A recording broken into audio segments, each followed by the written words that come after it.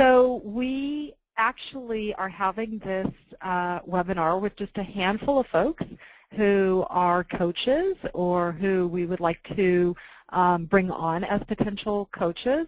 So there's a real mix of expertise in that regard on the phone right now.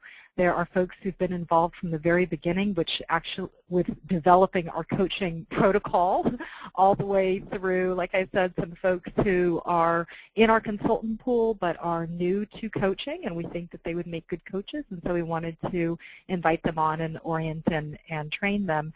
And so I want to thank some of the folks who've been involved in kind of helping us think through this webinar, and so that's Lillian and Ken and Willie and Stuart and Kevin, who've all been involved in helping us kind of think this through, because what we were seeing as project managers, myself overall for the project, but then our individual partners who have their project managers, that there was some inconsistency in the ways that we were doing our coaching calls and writing up our TA plans, and thought that it would be great for us to try to get on the same page all together. And so that was the purpose of having this webinar today. And so I'm going to go through some slides and leave some time so that we can then unmute the phones and have some interaction, assuming we don't get that horrible screeching sound that we had a few minutes ago. Otherwise, we might just have to chat it out. So let's see. Okay, it is. Oops. That's not what I wanted. It's putting me on, I don't know, can you guys see me? I wasn't actually trying to do that, but it looks like it's put me up on the screen. I can really hide that if you want. Hi, everyone. I'm going to hide that. Oh, it's saying that I'm leaving the webinar. I don't want to do that. Joey, can you hide that? Okay. I think it went away, but I'm not sure. Do you want to check on your screen? Yeah. Thank you. All right, so here are the objectives that we have. So we want to, in the first module, improve the coaching call. And so we're going to talk about these areas of engaging the client and what exactly is coaching, especially in the context of our project, the purpose of being a class coach, building trust and rapport, and managing the call. And then we're going to go on to Module 2, which is actually developing effective TA plans. So we're looking at using the guide that Lillian put together for coaches and doing TA samples and completing the TA plan sections, some specific questions that we need to ask when trainings are requested, and then writing up the standards and a few other thoughts that I have after that. Okay. Uh-oh. Joey, it's not. Down arrow? Nope. Oh, down. It's, okay, perfect. So this is our first module that we're going to go through. And I want to let you know that we are going to be making some materials available to you after this webinar, and so you'll be getting copies of this PowerPoint as well as a number of other materials that we think will help you out. Okay. So as you know, if you've been doing coaching calls, we experience some challenges. You would think that because we're offering a free service, that would mean people would be knocking down our doors and jumping through our hoops to receive the service. But unfortunately, that is not really the case. In a lot of instances, people are really busy, really overwhelmed. They know it's a good idea to receive the services, or they've been told by ADP or a supervisor that they need to receive the services, or their funder, which may be the county, but they have a lot on their plates, and so this isn't necessarily their highest priority. Joey, I'm just going to jump in to let you know that I don't have on my screen the chat log, and so if folks have questions, if you wouldn't mind responding to them or letting me know if I need to respond to them. Yeah. So, thank you. So, one of the biggest challenges that we have is getting the client to complete the assessment. We cannot move forward without the assessment. It's what sets us apart from some of the other kinds of TA projects that we have had in the past is that we do have this extra step of doing the assessment, and it can take folks anywhere from 10 or 15 minutes all the way to more than an hour to do the assessment. People can do it as individuals, they can do it as a group, as a team. The thing about the assessment is that there are actually only a few questions that are required, and that's the basic information, basically the contact information. If the assessment is submitted with some of the answers skipped, that's actually okay. And so that's one of the things that we can let the applicants know, that if there are questions that they cannot answer or don't feel comfortable answering, then that's okay.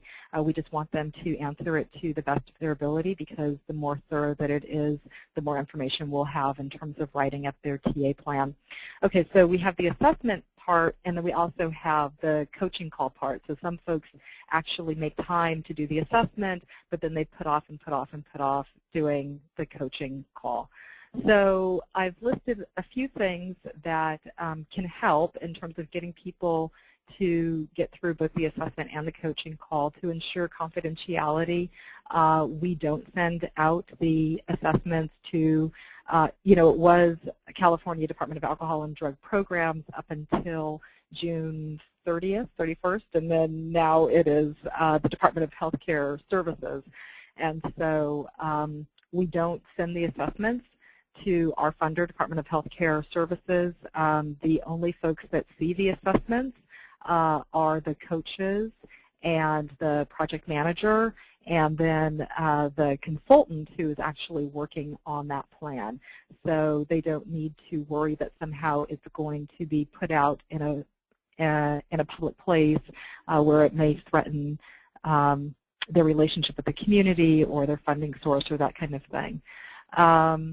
We talked about them completing the assessment to the best of their ability, and to let them know that consultants can't be assigned to work on their project until the assessment and coaching call have been completed. And sometimes it helps to talk about the value of the service that they're getting. When people apply for something that's free, then it doesn't feel like it has value. But actually the value of the service is generally upwards of $4,000 for what they're getting. And so when they think about the time that they would put into writing a grant proposal or generating that kind of money out of people donating it to their agency or whatnot, then they can kind of put it into perspective that if they're going to spend half an hour doing an assessment and 45 minutes on a coaching call, it's a pretty good deal. And then setting deadlines. So to let them know that you need to have their assessment in by a certain date, you need to schedule and complete their coaching call by a certain date. If you have truly unresponsive applicants, to let the project manager know that, because we can follow up with them as well. Sometimes it's different coming from the project manager, or we can send them a letter saying, if you don't get your assessment done or your coaching call done by a certain date, then unfortunately we'll have to deactivate your application at this time.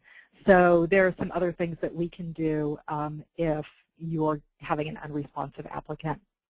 So in terms of motivating the client, it helps to find out what their preferred method of communication is. Some like phone, some like email. If you're a Skype person, they may prefer that.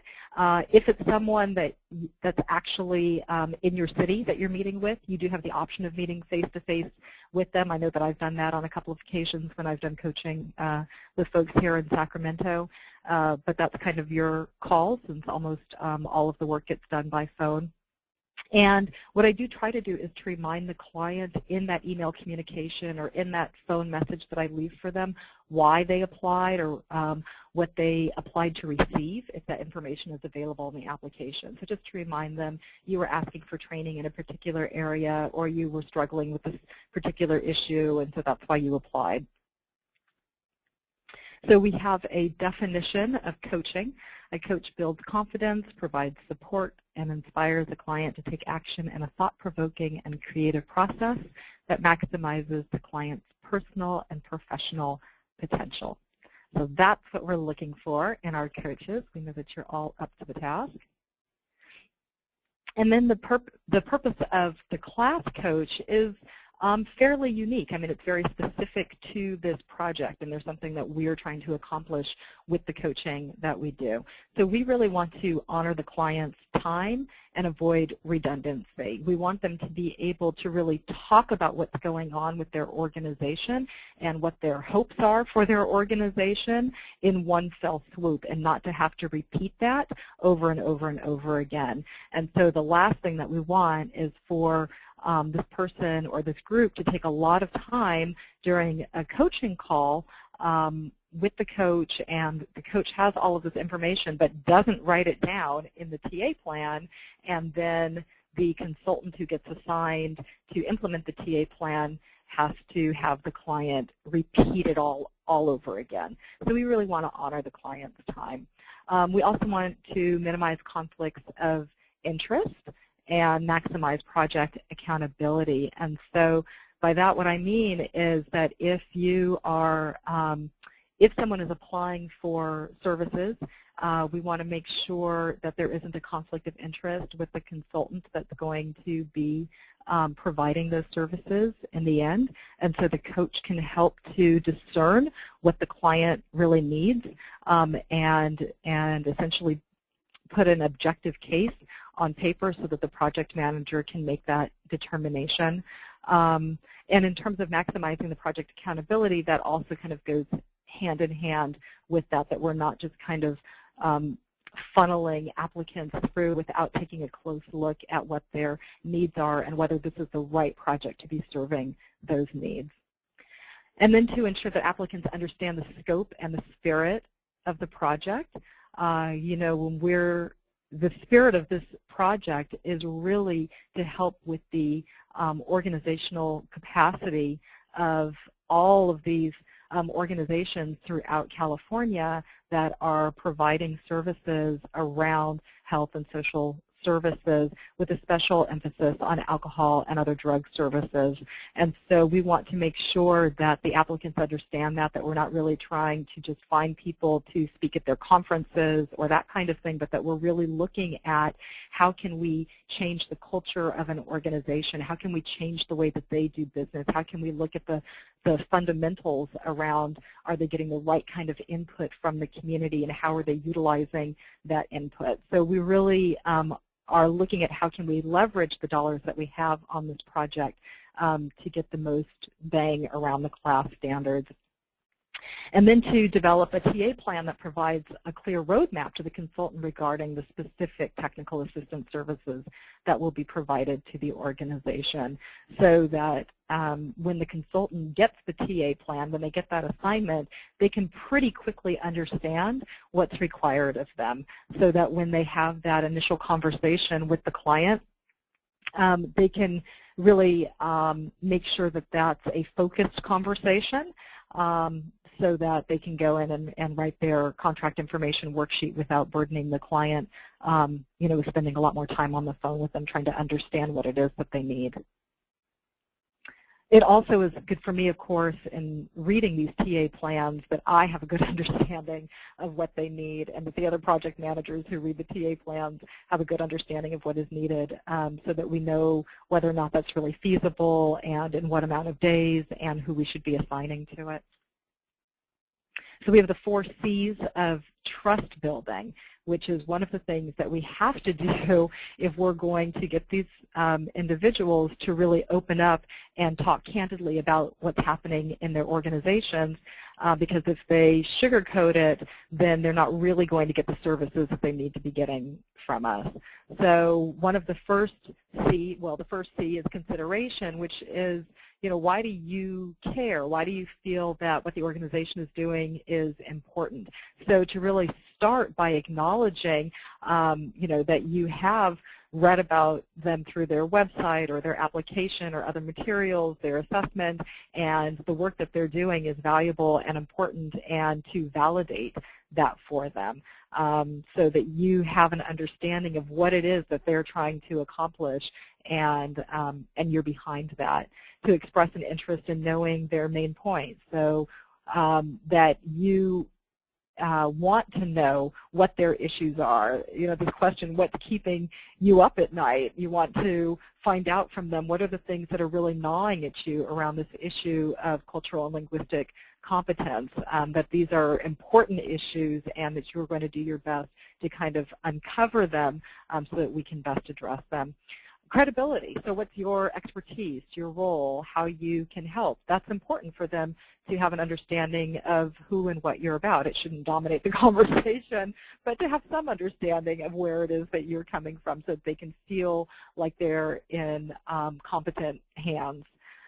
Consistency, so you're keeping your word, you're following through. When you say that you're going to call them at a certain time, you do call them at that time.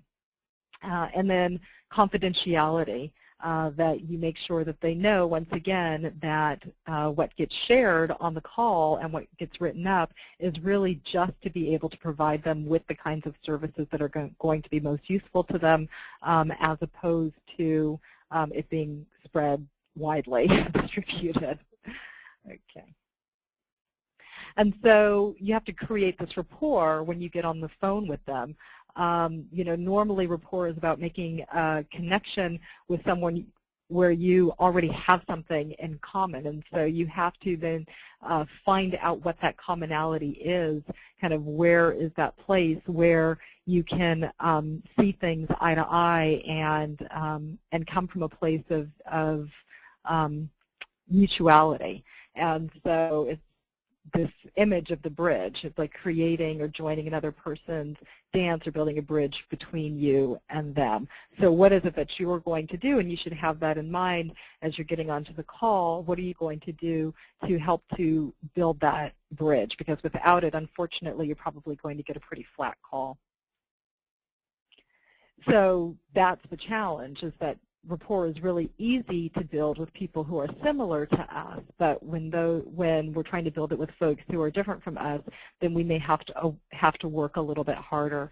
And once again, that comes into play with us doing our homework, looking at their websites, looking them up online to see are there articles about them, what are people saying about their services, have they been in the media at all, what other information can you gather about who and what these folks are about, so that you can say, oh yes, I did notice that you were featured in the Herald a few weeks ago, and something so that you're throwing out to them, I value this work that you're doing, we're in this field together for the same reasons.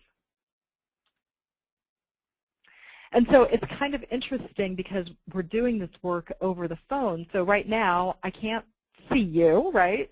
And you can't see me since I had Joey turn off the webcam. I said, Joey, I didn't put on makeup today. I don't need that on, do I? So it's about your body language and your voice qualities, and it's really not so much about your words. So people need to know that you are receptive to what it is that they're saying, that you are open, that you are non-judgmental. And how do those things come across? They come across through your posture and your facial expression, which, although you're on the phone, those things can be picked up. And so you should smile when you're on the phone, even if you can see your glare in your screen, so that it can remind you of what it is that you look like as you're having this conversation. And to be mindful of your voice as well, the volume and the tone and the pace, that all of these things matter in terms of you communicating that you want people to be on this page with you, to be on this journey with you. You're not trying to rush through, you're not trying to shortchange them, you're not trying to somehow talk over them or under them. So those things matter. And then the words, the words are important, but they're not as important as these other areas. So when we look at this rapport dialogue, we have both inquiry and we have advocacy. So with inquiry, we have the ability to use compelling questions to draw out another person's assumptions, data, and conclusions without provoking defensiveness. And then with advocacy, it's the ability to articulate the assumptions, data, and conclusions embedded in your questions and to invite others to question and refine your thinking. And so we have a couple of examples of that here. In inquiry, you're looking at what has led you to that conclusion, tell me more, tell me what's behind your position, view, or thinking. So you're drawing them out, but you can see it's in a way that's very non-judgmental and very open-ended. And with advocacy, you're putting yourself out there. Here's my view, and here's how I've arrived at it, such as your understanding of the assessment or their needs. How's that sound to you? Are there any gaps in my reasoning? So you're letting them know, this is how I've gotten to this point, and I'm inviting you to critique it. Right? So a word about professionalism. These are some of the things that I feel like are pretty important to keep in mind, that you need to let us know if you have a conflict of interest. So if for whatever reason you should not be doing this coaching call, let us know that. If you, for example, get assigned as a coach on this, that you would like to be considered to actually implement whatever comes out in the TA plan, then let us know that. And if that's the case, then we'll take you off as a coach. It does not mean that you will necessarily be assigned as the consultant to implement the TA plan, but you will at least be in the running if that's something that you would like for us to consider. You're representing the project and our partner organizations. So we're putting a very high level of trust in you as our coaches, right? Essentially, we're asking you to represent us, to call up these organizations, to make contact with them, and you're really the first human contact that they have, because up to this point, they've been doing their application and their assessment on the computer. And so that's really important that that we're all on the same page, that we all handle ourselves in the same manner. And so emails should be written professionally, you know, obviously not kind of curtailed or not spell checked, but in a very professional manner. Normally when I don't know people for the first time and I'm reaching out to them in email, I'll use a title and a last name out of respect until we have established some kind of rapport. That you follow through on all of your scheduling arrangements. You can't schedule an appointment with someone and then not follow up to confirm that appointment or not be there at the time of that appointment. Obviously, if something comes up and you have to reschedule, that's fine, but do it in a courteous way. To prepare thoroughly ahead of time. So that means that you're reading their application, you're reading their assessment, you're doing any kind of background information gathering that you can ahead of time. That may be reaching out to the consultant who has referred them if that information is available on the application. It may be looking up their website or, like I said, doing a Google search on who and what they're about. It's reading through the materials that we've provided to you, the script and the cultural competence post-assessment instructions, so that you're really plotting how it is that you're going to conduct this call with them, because you have flagged the areas in the assessment that really stand out to you. You can't cover everything. It would be way too much to try to cover, you know, every single question, but you're looking at, well, what are their strengths and what are the areas where we can really provide them with some service if I can delve a little bit more in these areas and understand what they're about. Make all of your calls in a quiet, undisturbed location. Don't have the music, you know, don't have the kids. You know, you have to be able to set it up in a place where people are going to feel like they have your attention and all of your attention. Route questions you don't know to staff. That's perfectly fine. You can forward questions to us, call us up, or forward them by email if the coaches ask you things that you don't, if the applicants ask you things that you don't know. And then enter your TA plans within 24 hours of the call so that that information is still fresh in your mind. When you look at your notes, you know what they mean, and so that we can get the ball rolling, because we can't assign a consultant to start working on that TA plan until we have it in the system. And so that's one of the things that we expect from you. Actually, one of the reasons why we are subbing out the work to consultants is to make sure that that happens, because as staff, unfortunately, we can't stay on top of the coaching calls and get the TA plans so rapidly. And so we're relying on you to be able to do that. So in terms of managing the call, you have a little bit of a guide in terms of how they normally go. You open, and so you're doing a greeting with them, you're stating the purpose of the call, and then you're going into the connect and impact section of the call where you're really listening to them, and you're also guiding the conversation. You're asking, can I ask you a little bit more about your assessment in these areas and these areas, but then you're really listening deeply as they speak to you. You're discovering, you're asking open-ended questions. You're really looking at uncovering organizational climate dynamics is what this comes down to. And so then you're taking this information in, recommending and confirming with them that you're on track with your recommendations and closing out the call. So we're going to go into each of these areas just a little bit more. And one of the reasons why these slides are have a lot of words on them, are quite wordy, is because we just wanted them to be useful to you down the road as a resource. So as you're doing your opening with them and your greeting with them, you want to make sure that you let them know who you are, the organization you represent, your role as a coach, your relationship to the Community Alliance for CLAS and Department of Healthcare Services, and letting them know what the purpose of the call is, to discuss the assessment results and their needs to recommend specific technical assistance to help their organization provide CLAS services. So that's what they should know at the top of the call.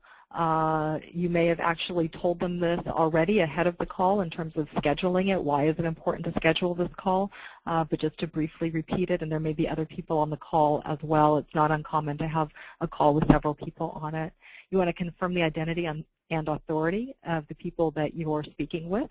So to ask them to tell you who they are and what it is that they do. And once again, you can refer back to the materials that you have, the assessment instructions and the interview guide that are pretty helpful, I think. And then when you're connecting and making that impact, we talked about this a little bit, that you really want to compliment the organization on the good work that they're doing, on the fact that they have stepped forward to apply for these services, and to speak to the benefits of the project. So you're complimenting them for their values, missions, services, accomplishments up to date, building some common ground, telling why you value these services, relate experiences that you may have with their service or their groups, and then briefly mention how CLAS may help their organization improve service to its clients and better position their organization. So if you know, of a similar organization that applied and how they benefited from the services, you can throw that in there. And then the focus of the call. So you're going to review the assessment, you're going to discuss the parameters of the technical assistance, and discuss the most relevant areas to address using those advocacy and inquiry rapport building techniques that we discussed, and then agree on recommended TA services and the plan that's going to come about. And so once again, we're looking at really open-ended questions. The more that we can get people to really talk and talk about specific examples of things, then that's pretty important, specifics within the population that they're trying to serve or that they are serving. But then also to uncover business drivers. So, from a big picture, what are the strategic goals or requirements that the organization is pursuing, so you can see how CLAS fits into that, and do they have any concerns or unmet needs from this larger perspective. Ultimately what we want is for CLAS to help them in moving forward their strategic plan and their logic model. And then the organizational climate dynamics, what's going on behind closed doors. So these are some of the questions that may get at that. Has there been an incident that's motivating your desire for CLAS services? What are the diversity issues at your organization in addition to those mentioned in the assessment? Is your staff comfortable working with people from all groups?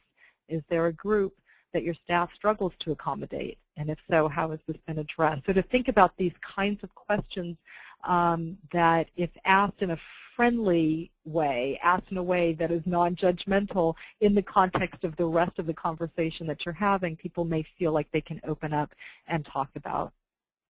And sometimes you can give examples. I mean, obviously, without naming names, you can say, you know, we've had organizations that have applied because this thing has happened to them. They've experienced this difficulty. It sounds like this may be similar to what's going on in your organization. Is that correct? So sometimes folks feel like if they're hearing about it from a challenge that someone else is experiencing, then it doesn't make them seem so far out there.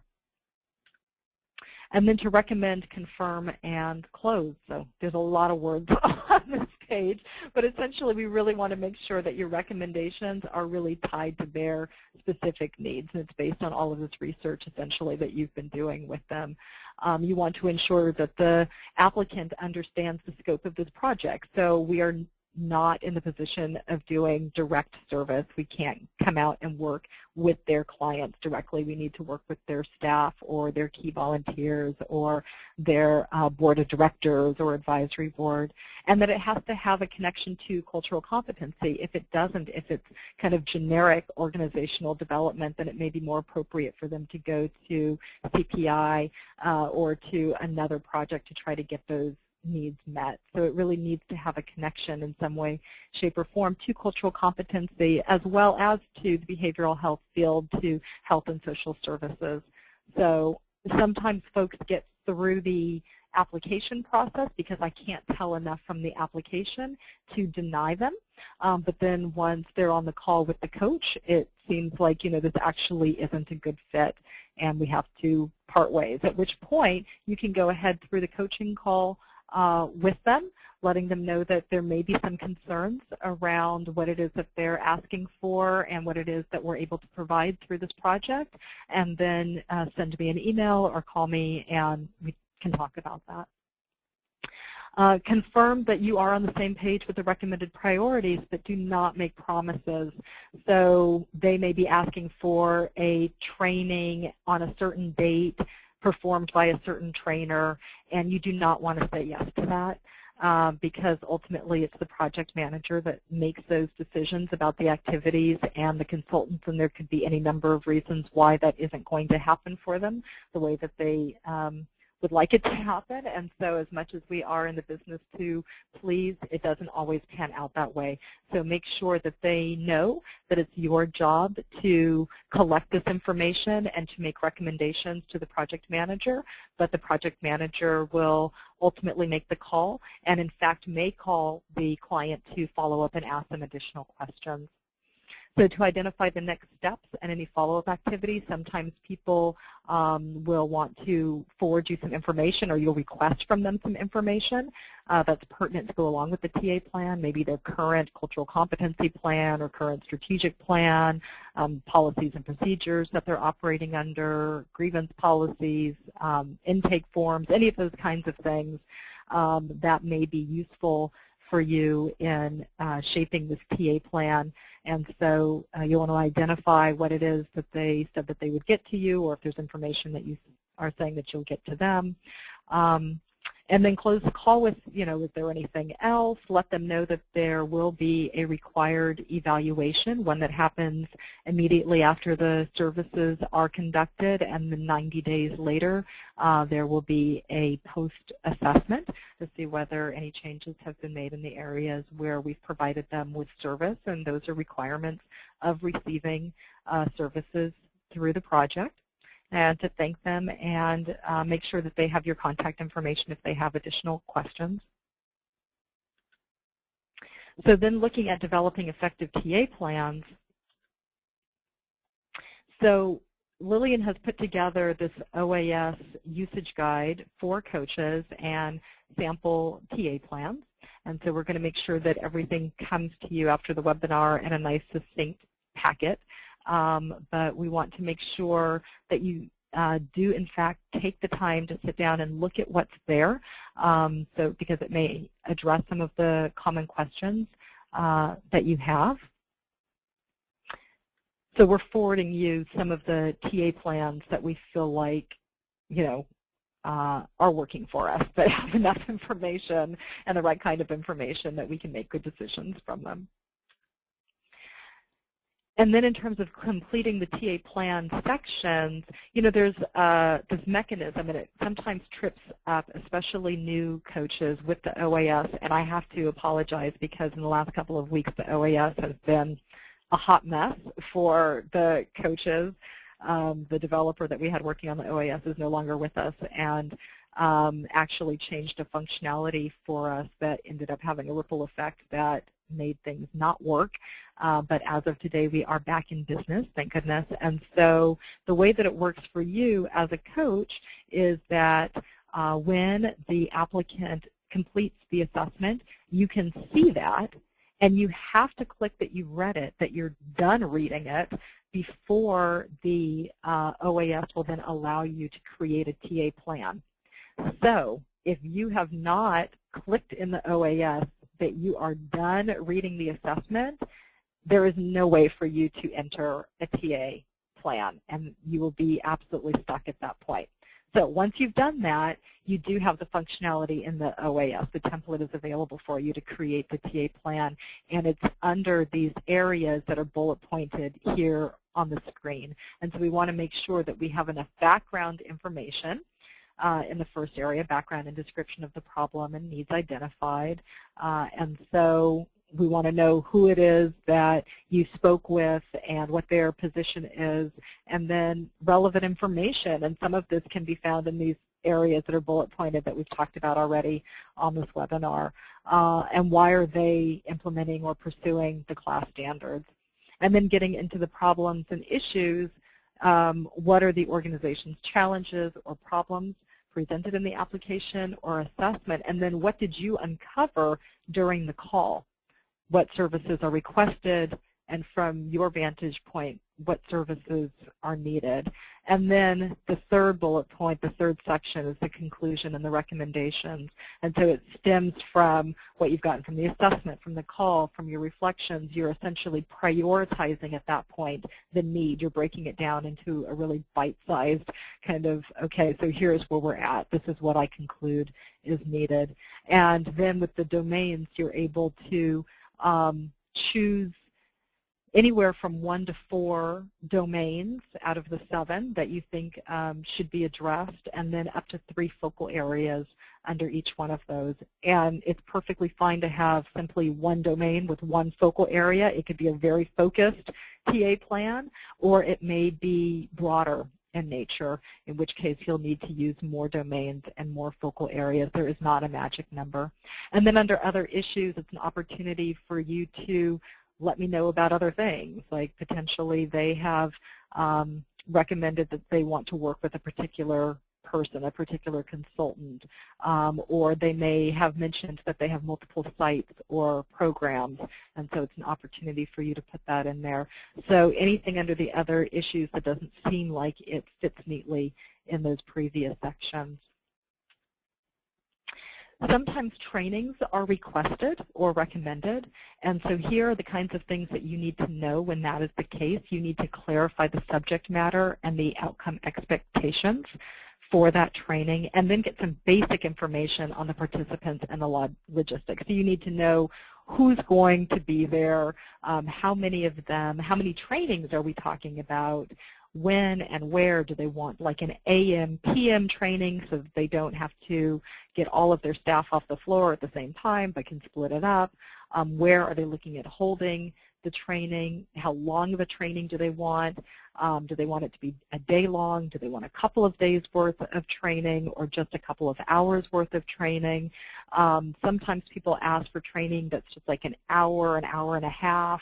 We don't even really consider that to be training. That's more like an awareness, but that's really not a long enough time to make much of an impact. And so we really encourage trainings that are at least 3 hours long. And in fact, we cannot issue continuing education certificates unless the training is a minimum of 3 hours long. And as coaches and consultants, you really need to go into the resource corner and make sure that you do understand the procedures for continuing education certificates, which are all listed there in the resource corner. Okay.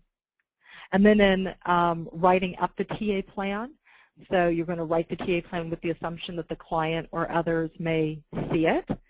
So we want you to be honest, but at the same time, we also really want to make sure that you are respectful.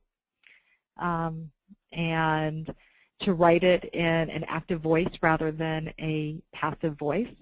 So the subject is the doer of the action in the active voice.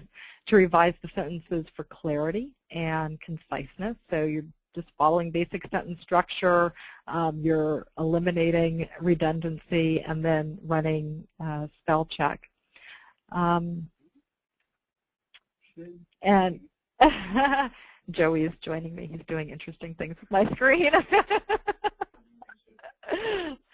And one of the things that we're going to make sure is in your packet of follow-up materials is Bloom's taxonomy action verbs, so that when you're looking at the outcomes, you can actually write them in such a way that I can understand as the project manager, and the other project managers can really get a good handle of the so what factor, right? So the organization is going to get this training or this technical assistance, and so what?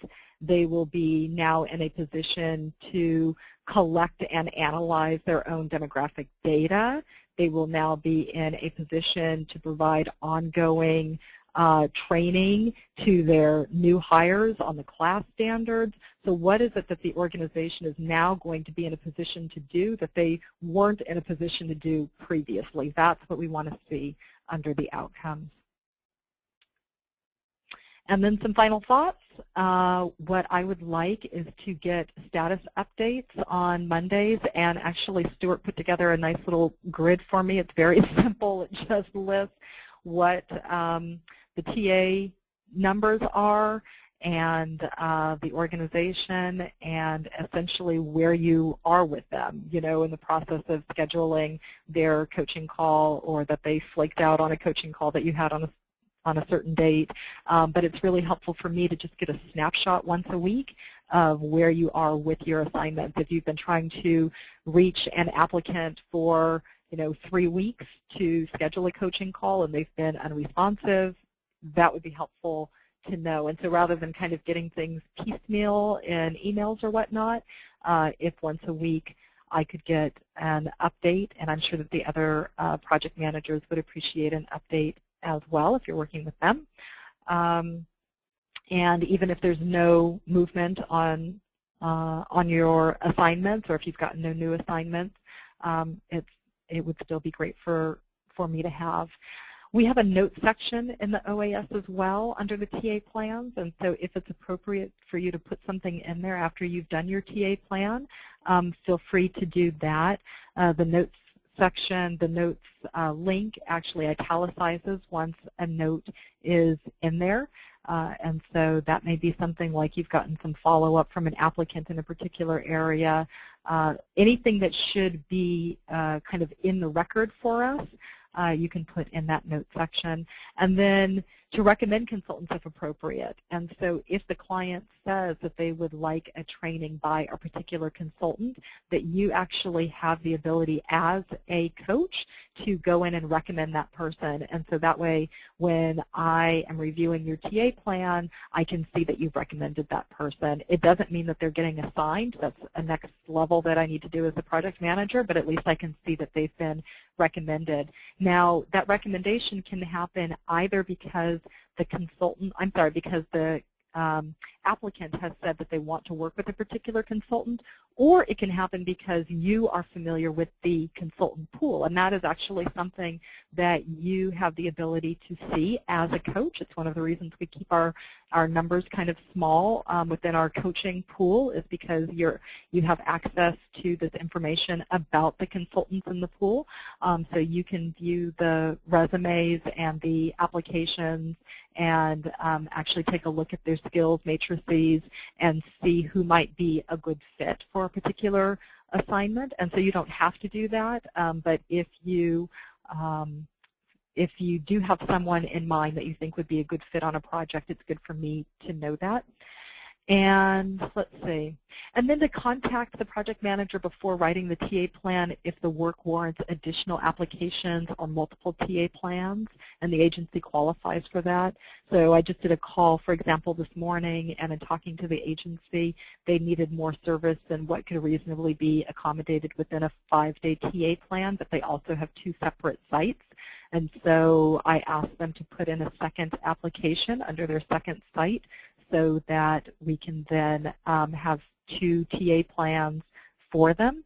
And you can let them know that if they put in a second application, they won't be required to do a second assessment.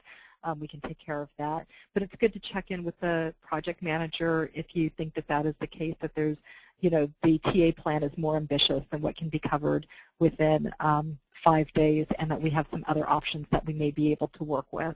Or if it's getting towards the end of the calendar year, we may be able to have them put in an application for year 4. That's all I've got. So I'm going to now open up for questions and comments. And once again, to let you know, you're going to receive materials, follow-up materials from this webinar. So, Joey, hey, Tamara, your voice there? Can you hear me? Hey. I can. So we did have 2 questions from Judy Taylor. Okay. First one was, do you think it would be worthwhile to listen to a call before we actually conduct one? And do we have some good sample TA plans? And then the second question. Can I answer that one first? So yep. The first one is yes, it would be worthwhile. So that was actually one of the reasons I was doing a coaching call earlier today, was so that some of the new coaches could just listen in. And so I do think that's a great idea. So Judy, if you're going to be working with Ken primarily, I would say that you coordinate with Ken to find out, when you can get on a call or 2 that he's doing, so that you can just listen in. And then we do have also some sample TA plans that we're going to send out as a follow-up to this webinar. And they've been written by a number of different people, so you can get a feel for different people's styles of how they write the TA plans. Okay. And Joey, you had another question from Judy? I did. Here we go. And she also asked, is that driven by the number of sites only? But I think that was referring to a later part. So I'm just going to go ahead and unmute her if that's right. Okay. So in terms of whether or not they are eligible for additional services, it's better if there is a different site. We may be able to do it if they have different programs housed at the same site. And then we just got a question from Stuart. A recent TA plan indicated the need for a regional training. Is our TA plan document sufficient? Is that particular TA document sufficient, or is the one that the template? Why don't you unmute Stuart? So I'm going to unmute you, Stuart. Okay, you should be unmuted. Are you there, Stuart? Yeah. Yes, I'm here. Can you hear me? Yes. Okay, we can hear you. Hello, can you hear me? Hi. Yeah. So yeah, hello everybody. So when I completed the call, this was for a county provider, and I was writing up the plan. What I got out of the assessment, out of the post-assessment call, was that they really need a regional training for all of the providers in that county. And they were amenable to that idea. But when I then went to do the TA plan, and I was just wondering, and I indicated that, but I was just wondering if, in fact, there needs to be a different document that we use for you to identify the need for a regional training rather than for a specific agency. No, it's just a matter of putting the information right in the document of who they would like to have there. And so the question that I guess I would want to know is, do they want to invite who they want to have at that training, like all of their providers, or would they feel comfortable with us sending out marketing to the entire region, and then anyone can show up at that particular training because we do both. So sometimes a county wants what we would consider to be on the scale of a regional training, but it's really just their people. It's the people that they have decided that they want to be there, as opposed to when we do a true regional training, which is where we have the opportunity to market it as widespread as we want. And sometimes what we will do is we will give them the opportunity to register their people first. So we'll say, you can send it out to all of your folks, and after 2 or 3 weeks, whatever registration slots are still open, then we can send it out more widely. So if you are able to get that information from them off of a call, that would be fantastic. Okay, so I'm going to just ask you to take a look at the recent TA plan that I sent in and let me know if any additional information. How's that? Most definitely. And this Okay. also, I didn't spend a lot of time talking about the continuing education hours piece on the talk, but on this webinar, but it also is really helpful for any of you as consultants who have been involved in, going back and forth with our office around continuing education credits. We really have come to realize that the coaches can play an important role in minimizing the frustration around continuing education. So if an organization does, in fact, want to have a training, then to find out from them not only those questions about like how many people and who, but also do you have licensed people who are going to want Board of Behavioral Sciences certificates, or do you have AOD counselors who are going to want certificates that are accepted by CADAC and the other certifying agencies, because those are 2 different kinds of certificates that we issue. And then there are things that they're going to have to do if they do want certificates. And so all of those things, once again, are listed on the resource corner, but they have to be able to provide us, for example, with an Excel spreadsheet of their participants. And so there are some things that we need to do in order to follow up with that, and as much of a heads up as possible that we can get, that's good to know. And what I am doing now is actually putting into the contracts, if we think that they're going to want continuing education hours, or we know that they're going to want continuing education hours, that the consultant is responsible for doing certain things as well. So for example, a consultant has to submit to Anita after the training what the title of the training was and the number of hours that it was and those kinds of things, so that Anita knows how to issue those certificates. So we're trying to tighten up our processes, and we're realizing the coaches can play a really nice role in that. Okay, so there's some other questions here. It looks like Joey has pulled up on here.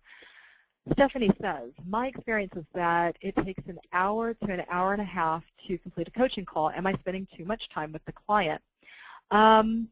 I've had coaching calls that have lasted up to maybe like an hour and 15 minutes. I did one today that was 45 minutes. That seemed to be the right amount of time.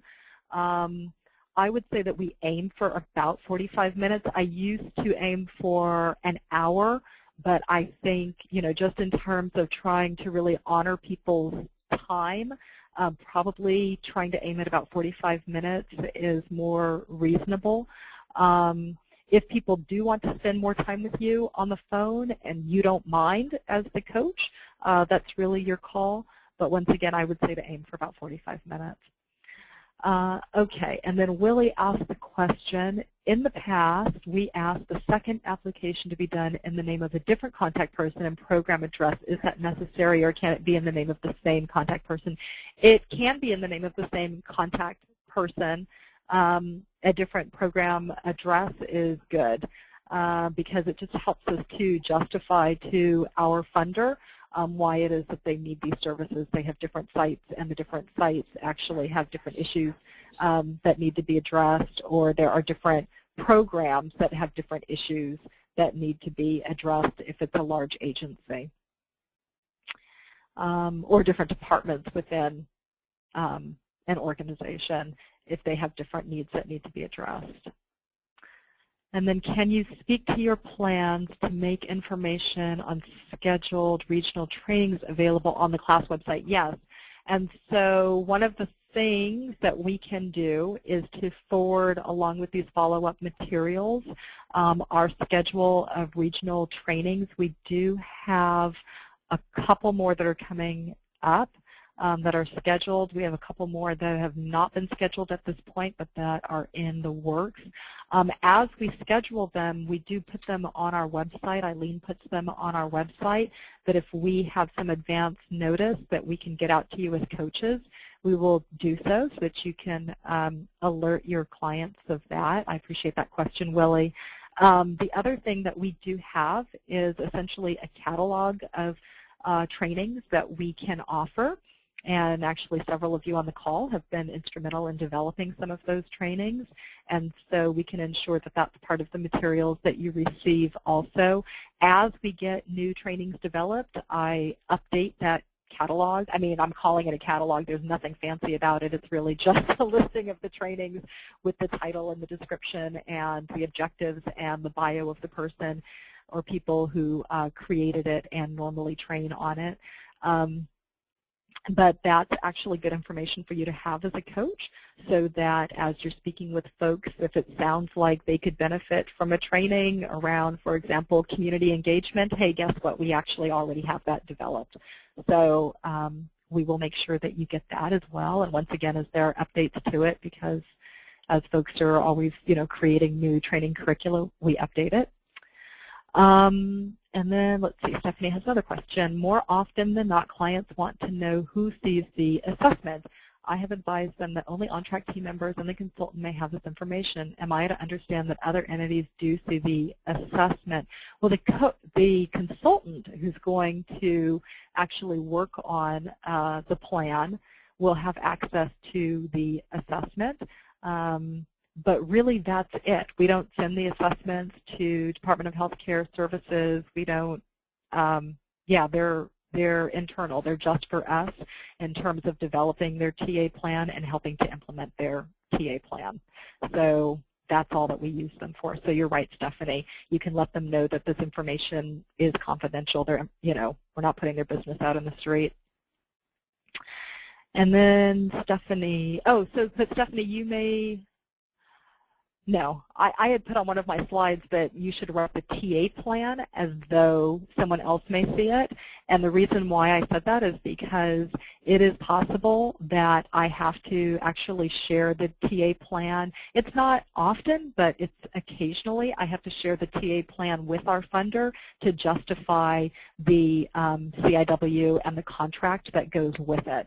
So that's a possibility that the TA plan is going to be shared, and sometimes the client themselves request the TA plan, or we want to share the TA plan with the client. We want to make sure that they know this is what we're operating off of, or maybe they apply for services again down the road, and we want to send it to them to say, well, this is what we came up with last time, does it still seem like these are the issues that you're dealing with, or they're new issues?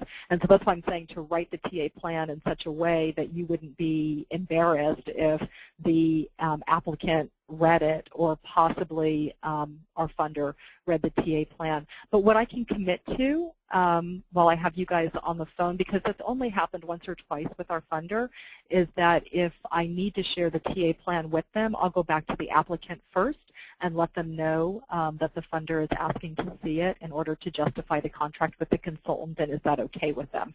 So they'll have the ability to say yes or no as to whether or not they want me to go ahead and share that. And then, does the catalog exist in the resource corner? Lotta is asking, and I'm pretty sure that it does, Lotta, as a matter of fact. So we can go in there and check, but I'm pretty sure that it is there on the resource corner, and if not, we'll make sure that it goes there.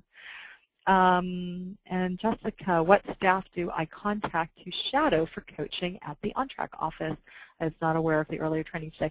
Jessica, it wasn't actually a training that was opened up to everyone today. It was really for Jaime's group. They're new. Jaime and Vlada are new as the Latino Health and Education Consortium. I'm not trying to overwhelm our applicants by having too many people shadow in on a call with them. I don't want them to feel like, they're speaking to this big panel of folks, and so it's probably best to, limit the number of people that you have kind of shadowing on a coaching call. I do let them know ahead of time who I have on a call if I do have folks that are shadowing, and to ask their permission to see if that's okay. So I am going to actually be gone. I'm working in Southern California next week through Thursday, and then I'm going to be on vacation from the 26th through the 2nd. So I may not be the best person to do another call with, but we actually do have one scheduled for tomorrow. And so, Jessica, if you're available tomorrow at noon, why don't we plan on you sitting in on that one so you and I can talk offline on that. And you're welcome. So I don't know if there are any other questions. Those are all the ones that I see that are up. If anyone has a question, they can go ahead and raise their hand, and then I'll unmute their line, and then they can ask it directly. Okay. It looks like I'm going to unmute May's line. She looks like she has a question. And you should be unmuted. Are you there, May?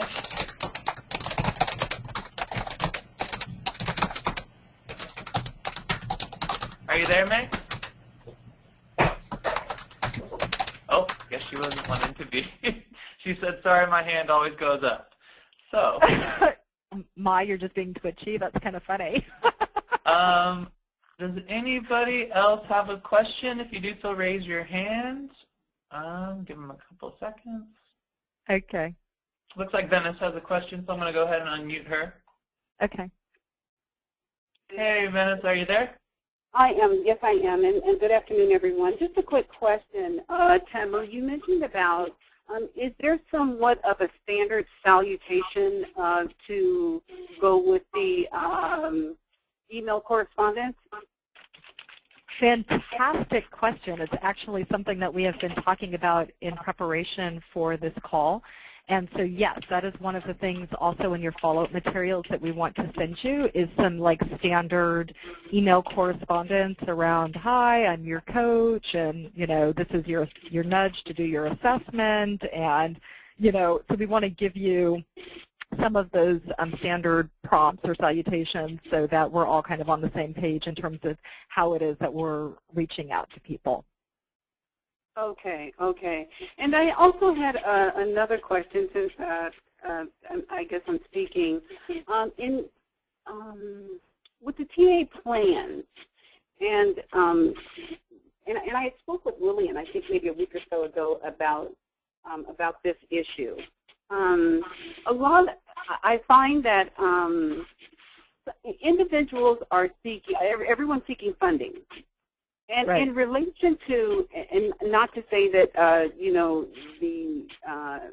the assessment needs to be revamped or X, Y, Z, but I want to be able to effectively incorporate concerns around funding and how that is tied into cultural competency. How is it that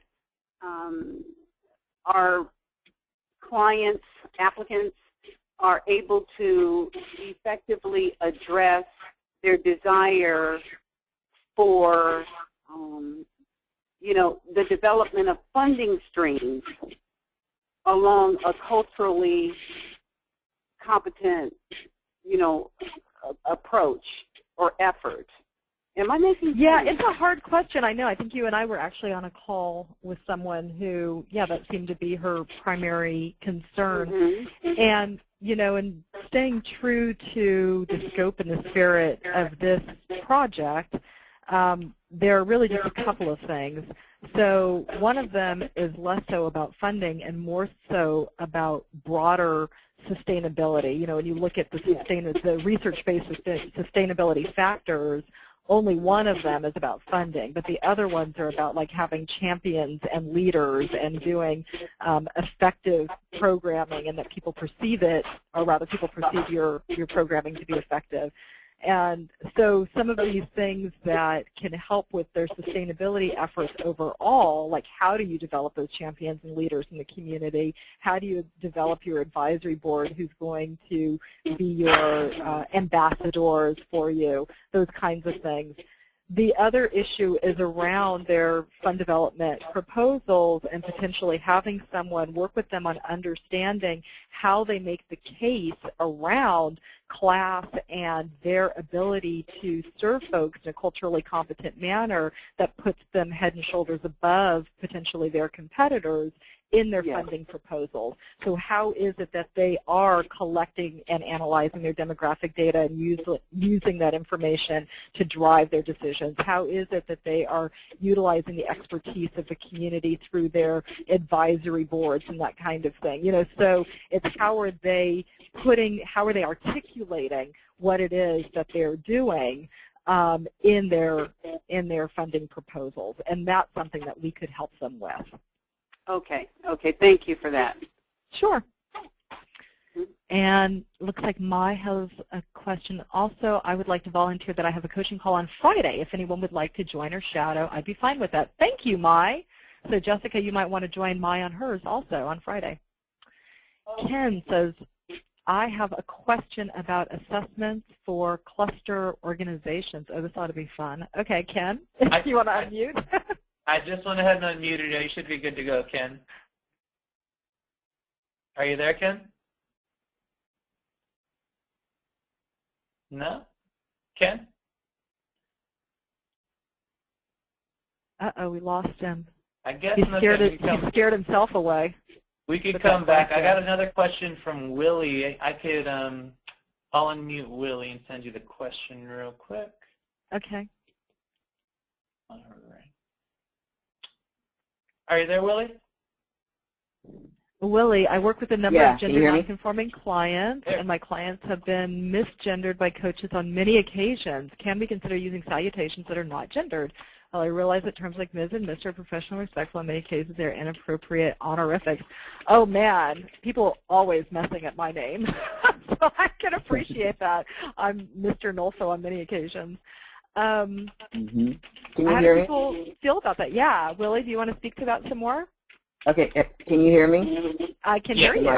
Oh, okay, good. Good to know. I wasn't sure if I was on. Yeah, I mean, you know, exactly. I mean, I just the other day called you a he. Somebody called you a he in reference to your name, and I know that that must be an issue. But a lot of times that comes up, you know, where people are, you know, trying to be respectful by using these terms. And so I tend to avoid those terms. But I recognize your point that you want to address people in a way that's professional and not so informal as their first name. But I mean, you know, one way to do it is just to address them on email by their whole name. That's one way to do it. Okay. There's not an easy handbook on this, but it's just something to be aware of, that sometimes those terms are not, you know, it's not clear given the like, for instance, your name or a name that people are not familiar with. It may not be clear in many cases, or even if you think the name has a particular gender, it might not be appropriate for that person in their own gender identity. So, you know, just something to be aware of. Thank you. I appreciate that, Willie. I don't see why not. I don't see why we couldn't address people by their full names or ask people if they have a preference in terms of what they would like to be identified as. I don't know if anyone else wants to weigh in on that who's on the call.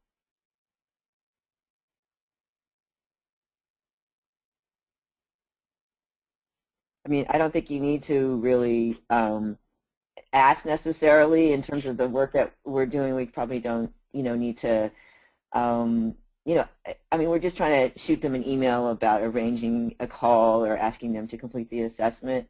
But I just think, you know, you can be respectful to them, you know, with your text and other ways, and just not, you know, use a gendered honorific unless you really are sure.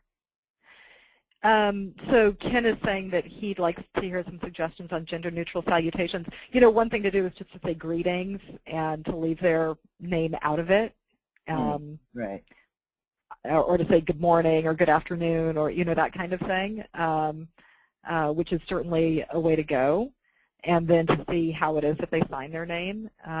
You can often tell by the way that people sign their name in terms of how it is that they want to be called. Right. Jaime, you're funny. Call me whatever you like, but call me for supper.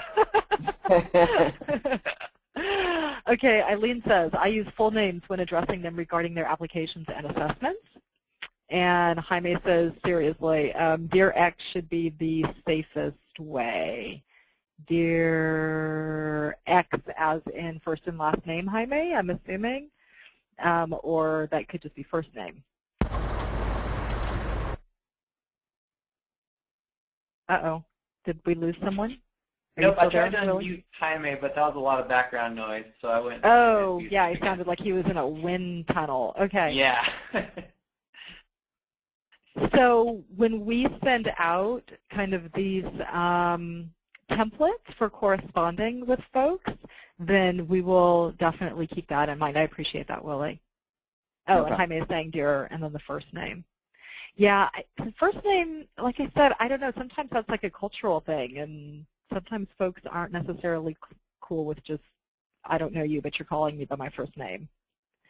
So you have to kind of fill that one out. I feel like if people respond to you and they sign with just their first name, then you're given the green light to then call them by their first name. But I don't necessarily know about doing it right off the bat without asking them, like, is it okay to call you such and such? Any other comments or questions on that?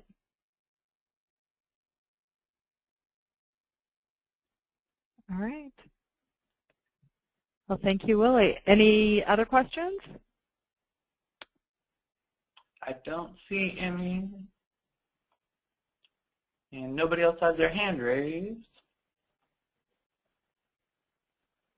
So let me ask this. Was there anything that you were hoping we were going to cover on this call today that we didn't, that you would still like to know about, either around the process or scope of the project, what needs to go into a TA plan, any of those things, anything around our expectations around professionalism or confidentiality, anything that we didn't touch on that you were hoping that we would?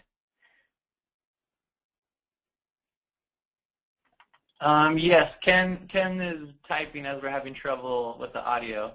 He says, yes, ad hoc assessments, assessments for cluster agencies, etc. Aha. Yeah, Ken. Okay, so we recognized kind of early on in the project that some of these applications were messy. Like you might have something like a county that is applying on behalf of its providers. And so to even answer the assessment questions, it doesn't really flow very well because they're not answering the questions about themselves, but really about their providers in the county. And so, or you may have someone who's like a regional director who's answering on behalf of multiple sites, or you have a statewide director who's answering on behalf of several regions or something like that. And so the assessment doesn't always work out well. And so we actually came up with something called an ad hoc assessment, which is a little bit of a modified assessment that takes into account that someone may be actually applying on behalf of others, and it was designed to be able to do as a collapsed assessment and coaching call all in one, where the coach would actually fill it out over the phone. So we haven't tried to complicate your lives with that. However, that was the issue of what took down the OAS the last few weeks, was that the last thing that we had Tim in contract to do was to create this ad hoc functionality within the system. And so he created it, but then it brought down everything else. So I'm not sure at this point what the functionality in the OAS is around that. But essentially the workaround is to duplicate applications so that you can create the TA plans that you need to suffice for the amount of work that's there. With the rationale being that, for example, if you have a statewide director who is applying for services for several regions of the state, you could actually put in an application for each one of those regions so that they can get the training that they need in that region or whatever the services are for that region. And when we do that, what we can do is simply get one assessment, duplicate over just the contact information into the other assessments. That's the only required information that's there, but to reference what the original application is. And the reason why this may be important for you to know as consultants is that you may actually get a TA plan and you open up the assessment and there's really nothing there but contact information and a line that says this assessment links to the original and has the class ID number of the original, in which case we could PDF that and send it to you so that you could see it. But the reason why it would be that way is because we're not trying to burden the client with having to do, 3 or 4 or 5 different assessments in order to get these services. And then the TA plans, a lot of the TA plan information may also be very similar, like the background information and what you've uncovered, but then the conclusion and what actually is getting done in that TA plan would be different. So that's it about the clustered applications or the ad hoc applications. I'm not sure if Ken had more questions about that. We have some people raising their hands as well. Let's see. I think there's some other questions here also. Let me get to these other questions that are here, and then we'll go to the people with their hands raised. So Vlada said, you mentioned a lot of details on regional trainings and continuing hours. That would be helpful for coaches to ask. Will you send that additional information out? Yes, yes, we will. We'll send out those specific questions that would be useful for us to know around that. Venice, in the closing of emails, may I use on-track info with my direct contact number? Sure, I don't see why not. And Stephanie, I have one question regarding county requests. Can you please unmute me? Sure. Yes. And Stephanie, you should be unmuted now. Are you there? Stephanie?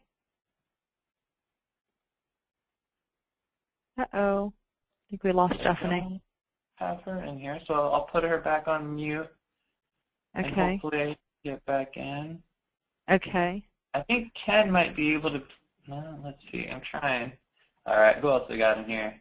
Vlada has a funding question. Are we never worried about a funding conflict of interest about supporting an organization that's already funded by healthcare services? For example, this morning's call was with an org that sounds like it is funded to provide culturally appropriate education already.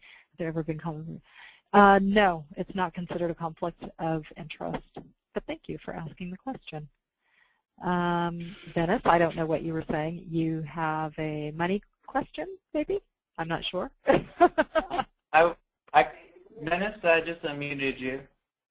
Oh, hi. I just sent in the question. It was regarding the, sort of, like I said, a money-related question. I understand that coaches are not paid for follow-up. Once an application is received, we get the email notice, an application is received. We get on that information, get research done on that organization in support of completing the assessment, if that be the case. And my question, here's another question that came up, is that always the case? Once the application is received, do you actually, Tamu, have the assessment already, or is it that we have the application and we need to, as coaches, follow up in support of completion? Yeah, it's part of the job of the coaches is following up with the organizations to get in their assessments if they don't get them in. So what happens is the way that it works is that when I get an application in the system, if I'm going to approve it, then I also need to assign it to a coach at that point. So I'm not going to have an assessment at that point because I'm just approving it. And so at the point where I approve it and assign a coach, the applicant is going to get an auto-generated message saying to them, congratulations, you've been approved. Now we need for you to fill out this assessment. Please do so. I think it says within 3 days, and it gives them the link to do it. And you're going to get followed up by, a coach is going to follow up with you for a coaching call. And at the same time, you as the coach are going to get a message saying you've been assigned to this applicant. Please, follow up with them to do the coaching call. So it's kind of up to you if you want to wait like 7 days before you nudge them if no assessment has come through, if you want to wait like 10 days to nudge them. But I wouldn't really wait much beyond that, just to remind them. And it could be even that email went into their spam or, whatever, that they didn't get that email or somehow it fell through the cracks. But yes, that is actually part of the job of the coach. And in terms of follow-up, there really shouldn't be any follow-up with the applications other than, it may be something minor like a applicant may follow up with you to say, hey, I know that you and I spoke a week ago, but I haven't heard yet from my consultant, in which case you can just forward that email to me or forward me a message letting me know that they're trying to find out what's going on with their application. But there really shouldn't be any kind of follow-up on your part after the TA plan, after you've submitted the TA plan. I think that probably the follow-up that I'm speaking of is with a couple of the applications, it's been follow-up from the time that as a coach I've received the application to the actual time that I'm speaking with an individual to assess the status of the assessment. So that looks like emails, it looks like phone calls, and also too, it could look like sitting on the phone with someone as they complete the application or a portion thereof. The assessment. I'm sorry. Thank you. The assessment, and also too with the newly incorporated stat reports for every Monday. You want those by Monday. Now that's a stat report regardless of whether or not new coaching assignments have come in. Am I correct? Right, but I'm going to send it to you, and what I'm saying, it's a stat report, but really when I show you what it is, it's not more than a few words. It really is like, have the coaching call on this day, trying to schedule the coaching call. It's not a report like the way you're thinking of a report. It really is like something that you'd put in an email, but more like all in one spot so I can see it. Okay, or even would it be helpful, like if I developed just a simple spreadsheet that says, what I mean? That's really what it is. It's a simple spreadsheet is all it is. Yeah, that's all it is. Oh, you've already got that developed, the spreadsheet. Stuart just sent me. Yeah, Stuart just sent me one, and so I'm going to send it out to you guys so you can see it. But that really is all it is. It's like a spreadsheet that just has that basic minimal information, so that I'm not kind of scratching my head wondering what's going on. Okay. Yes. Exactly. Okay. Okay, and that's sort of like Mondays by 5, 3? Whenever you send it on a Monday, that's fine. Just on a Monday. At whatever point on Monday, yeah. Okay, perfect. All right. Thank you. Thank you. And Jessica's saying she wants to shadow someone next week, and so, okay, we'll see how to work that out. We'll coordinate who's doing coaching calls next week so that you can shadow. The hourly fee, how many times per month are coaches to invoice when the invoice is paid? So you get paid half a day, so $175 per TA plan. And so whether it's a quick one or an elongated one, it's $175 per TA plan, and you can invoice at the end of the month for however many you did in that month. So if you knocked out 2 that month, you can invoice. If you knocked out 10 that month, you can invoice. Okay? And so we give out contracts normally. I think that they are 5-day contracts, so it's 10 TA plan assignments. But you can invoice against that contract at the end of each month. And then a question about conflict of interest with competency coach assignments. If we don't know what they'll need before assigning the competency coach, can we occasionally assign them to carry out the TA if they are clearly best, or is it always a conflict of interest, meaning the competency coach needs to identify their conflict at some point and resign from coaching that client? No, I would say that that's at the project manager's discretion.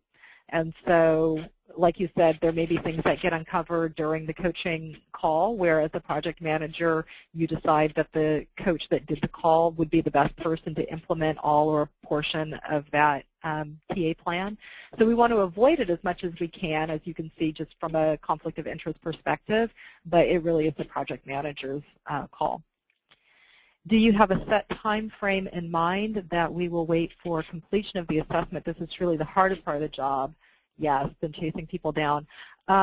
So I would say that if you have spent more than 3 or 4 weeks chasing someone down to do an assessment, then feel free to give them back to us. And it's really up to you. I mean, if you feel like there are people that they're just not going to come through, or they're going to be too flaky and they're going to waste your time, then you can just give them back to us. Okay? But I would say that if someone isn't going to do an assessment within a month, then they probably aren't going to do it, at which point we just need to send them a letter from our office that says, you know, if we don't have this assessment from you within the next 10 days, then we're going to have to make your application inactive. Thank you, Jessica. And let's see, Jaime, you may want to specify that partners have a different agreement in which we are not paid per coaching call. Oh, the partners, you guys know that. So the partners are on the hook to just do coaching calls. Like the one I did this morning, it's not like I get paid for it. This is part of my job. So, yeah, so as staff members, we do these coaching calls all the time, but they don't amount to more money in our pockets. Okay. So we are at 4 o'clock. I want to honor people's time. If anyone has a burning question that they want to ask or comment, then by all means, this is your moment of opportunity. Otherwise, you're going to get a survey in a moment, and you can tell us what you thought and give us some feedback. And we will compile the information that we want to get to you, including some of the things that were suggested on the chat log here, so that you can have those materials at your disposal. So Venice has the last question. Is there a general number of coaching assignments a coach can receive each month given the apps you receive? No, I don't have an answer for that, unfortunately. I mean, it comes, for one thing, it depends on how many applications we get in. And then also, OnTrack takes a portion of those. The partners take a portion of those, depending on what the referral source is normally. And so as the for those of us, the project managers, making decisions about kind of how to dole out the assignments, the coaching assignments, it's really based on any number of factors. It's based on people's expertise. It's based on who that applicant is. It's based on how many we kind of know you already have in the hopper, whether or not you're kind of overwhelmed already with a bunch of them. And so I wish that I could give you a number, but I really can't. I mean, you may get 1 or 2 in a month. You may get 20 in a month. Tamu, this is Stuart. Yes. Yeah, I just have something I wanted to bring up. You know, it's really easy for us as coaches to identify various trainings based on what's in the catalog. But when it comes to the other kinds of services, I'm basing my suggestions on what we can provide on the actual focus areas that are, you know, the domains and the focus areas. Yes. Is that correct? That we can provide services related to any of the focus areas that are listed? Yes. Okay. No, that's absolutely right. And we have that listing. It's on the resource corner. We'll provide it again in this in these materials that we're going to send to you. But it's like 1.5 pages long, and it lists the 7 domains and the focal areas under each one, and then the corresponding class standard or standards in parentheses behind it. I updated it for the 15, you know, class standards. And yes, any of those areas are areas that we can offer support in. And so if you need that to kind of help you think through, you know, what to offer to people or what to recommend, then that's there for you. And for Judy, yes, I would say to just go ahead and contact him and find out from him when he's doing a call, and you can sit in on it. You can shadow it. All right. Are we good? Everyone happy? Then I am going to close out. Thank you so much to all of the folks that helped to make this possible that I mentioned at the top of the call, and to Joey for coming in and helping to manage this whole webinar with this platform that we have not used before. So we look forward to getting your feedback on it as well on the survey that you're going to get. So be well, have a good rest of your afternoon, and if I don't talk to you within the next few days, then I will talk to you in August. Okay, bye-bye.